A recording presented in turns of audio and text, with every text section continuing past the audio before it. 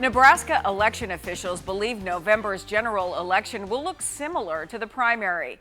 Secretary of State Bob Evnen said on average 75% of voters in the state vote in person and 25% by mail. Evnen said COVID-19 restrictions flipped those numbers during the primary election.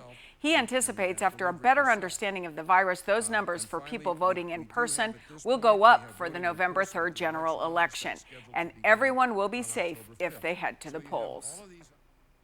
We will have all of the protective equipment, all of the protective protocols in place that we had for the primary election. They'll be in place again in our general election, so voters can feel safe, our poll workers can feel safe. Evnen says so far the state has logged more than 350,000 early ballot request forms for the general election. A term that you may be hearing this election cycle is something called ballot harvesting.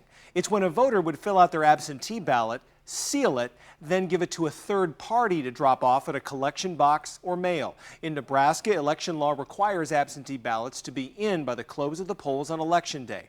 Nebraska Governor Pete Ricketts described a situation where a campaign in Rhode Island went to a long-term care facility and helped the elderly fill out the forms. He said this practice could ultimately open yourself up to voter fraud. Somebody can take your ballot in Nebraska, and if they throw it away, there's no penalty. So they can promise you they're going to take it in, but if they don't, you have no recourse, and your vote won't count.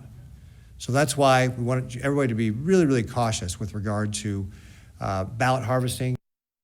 Ricketts said they have seen some ballot harvesting in the state. He said if you intend to have someone else drop off your ballot, make sure it's someone that you know and trust.